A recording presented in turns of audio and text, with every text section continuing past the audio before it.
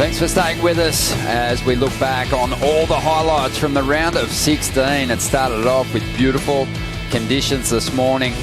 A thunderous shore break, and it was attacked by the world's best. Some had success, others not so lucky. Julian Wilson falling out of the mix.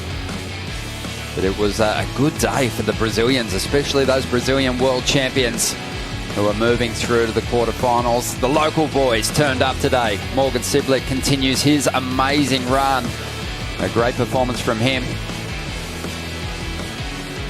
And it's Lo Ferreira, always dynamic, riding high. 2 excellent scores for the reigning world champion, who worked the crowd into an absolute frenzy here on April 9th. Beautiful conditions. A gorgeous day down here at Merewether. Ronnie Blakey with Richie Lovett and the 78 world champion. One of my favourites. Rabbit, good to see you, mate. Yeah, thanks, Ronnie. Good to be with you guys. Mate, we were greeted with beautiful conditions this morning. I was looking at the flags representing each of the countries on the championship tour this morning. They were just raging, heading out in that offshore condition. We knew we were going to have clean surf. The free surf before the event got underway was super exciting, and it didn't stop. No, those beautiful autumn conditions arrived this morning. The offshore, the crispness, nice east-northeast swell. Bit different for Merewether, but gosh, yeah, the free surfing, and in we went to a magnificent third round. Yeah, Rich, yeah, interesting, wasn't it, looking at the conditions? Because as a spectator, you're kind of looking at it going, oh, it looks fantastic, you know, it looks so fun. But there was that treacherous end section, those closeouts right onto the sand, and it was daunting for the first few heats to attack it, because it was one of the best scoring opportunities. Yeah, it was... The shore break was gnarly, and the mystery that is Merewether continues to baffle some of the competitors. But it was treacherous, and it was actually really dangerous on some occasions. And on that replay of Julian Wilson, he dropped about 8 feet out of the sky there, and he was lucky not to be injured, unlucky to get through the heat, and lucky to walk away unscathed. That's right. We kicked off the day with Gabriel Medina. It was such a good day for our Brazilian world champions. They just look so sharp. Medina, when he gets on those critical sections and he's got to stomp something big, you can usually rely on him to get the completion. Just so strong in his lower body. Have a look at that. Oh. He was so thankful after that wave, though, Ronnie. I mean, this was right at the end of the heat. He didn't know what Frederico had done on the wave prior. He put it away, though.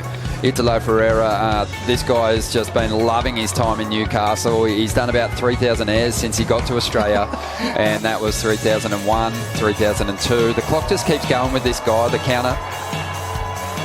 So much form in the air. Sorry, Rab. Yeah, just puts on a show and a real entertainer. Watch this air here. Just takes to the left, gets the spin so fast in the rotation. Perfect example of that upper body rotation with the lower body following. Take note, Grommets. This guy can teach you a thing or two. Well, Griffin started pretty well in this heat. He got a 6.3 and then suddenly 2.8s by the world champion. You can just do it with those single turns. Adriano de Souza, he had a big draw. He was up against it. Julian Wilson was his rival in that clash. Had the support of the hometown crowd, living down here now. But Adriano, he's found it. He's found the spark. He's found the passion for competition. Announcing his retirement, I think, has given him real purpose this year. He doesn't just want to fade away at the back end of the tour. He had that poor result at Pipe, and now he's back into the quarterfinals. And he's the most successful Brazilian that's ever competed here in Australia. He's had multiple victories. He's had great success here in Newcastle in the past. He could go all the way, Rick. He could, absolutely, and that'd be a nice little feather in his cap as he waves goodbye to the World Tour. But make no mistake, although he's announced he's going to retire, you can't just suck that competitive juice out of a world title competitor that quickly. It's still burning inside him. You can see the emotion in Adriano, which he's brought to the tour over the last 20-odd years, and it's it hasn't gone yet. Believe me, he wants that win. It wasn't just the Brazilian world champs powering through to the quarterfinals. David Silva has also made it to the quarters, as has Felipe Toledo in that last heat. He's with Stace.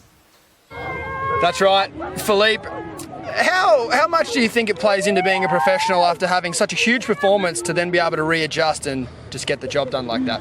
Oh, yeah, that's our life. That's how the sport goes, It's never going to be the same. You can get some big scores, but waves always different. Boards feels different, and that's the greatest thing about being a surfer. You got to be prepared for anything, and that was the strategy on that heat. Tricky, even though it looks really fun, glassy, offshore winds. It was just hard to choose the wave, which one was good, and then. I guess me and Iago, we both did some really big mistakes with priority and going for airs that maybe we could just just finish a wave or.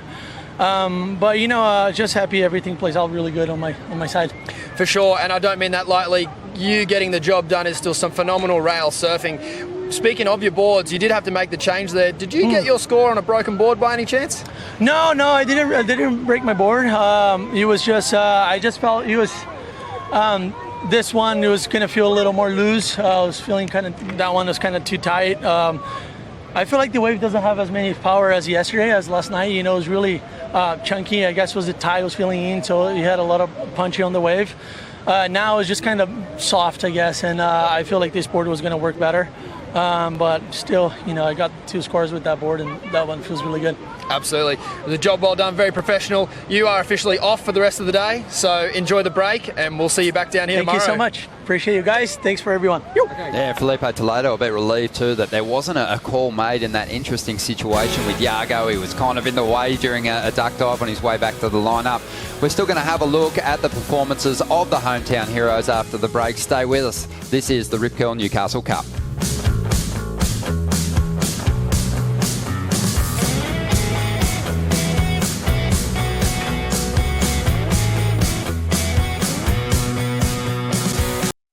Newcastle is a very special place in my heart. With the right swell direction and wind and sand and everything, I've had some definitely world-class waves here. The city as a whole is just booming and the vibe's really amazing. The whole history of the place and how it came to be and what it's growing into is really, really special. To have a WCT event here is just phenomenal.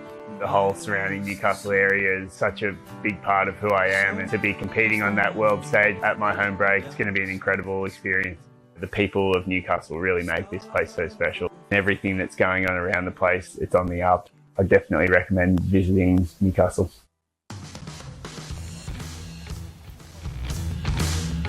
I can definitely back that. Get down to Newcastle and check it out. What a fantastic city. They love their surfing, they love their rugby league. But today it was all about the performances of the local heroes, and Ryan Callanan has been on a magic run, Bugs. He's looking fantastic. We've seen the free surfing and the lead up to the championship tour getting back underway, but he is competing at the moment at a level that is suggesting that he might have a shot at potentially a world title at the end of this year. He's surfing phenomenally well, and he said leading into the event, he didn't talk about the pressure of the hometown camp, but he did talk about how excited he was to surf in his hometown of Newcastle. He was, this was the clash of the heavyweight goofy footers. Owen Wright and Owen came out of the blocks firing. His first wave was a 6, and then he got that 607. I personally thought maybe this could have even nudged the 7 and really put him in the lead. And at this point, Ryan hadn't even made a shot yet. Yeah, well, Owen was putting it down to a priority blunder, a mistake from him, losing control of this heat, giving Ryan the opportunity to surf his way back into it, Rich. But we're in a different era now. The tour was dominated by regular footers for such a long period of time, and now it's guys like these two that are really going to be pushing hard for the top end of the leaderboard. Well, they've been inspired by what Italo and Gabriel have done, and Ryan Callanan, man, he was up against it in this heat, and I spoke to Richard Marsh, his coach, after it, and he goes, that was clutch, but the kids learnt how to stay composed. He goes, the old cow would have maybe wigged out a little bit and got rattled by that, by the way the heat was playing out, but he kept his composure, fought back, and got the win. Well, let's check out Morgan Cibilic's performance. We know that he's competing with that foot injury, a broken pinky toe on his front foot. He's got it all strapped up though, and says that once he's surfing, he doesn't feel it. It certainly looked that way as again, Bugs, he just took to the rail and laid it down hard. Well, Morgan Cibilic is the giant killer of this tournament. And sometimes when you are injured, you compensate by just making sure everything else is technically perfect.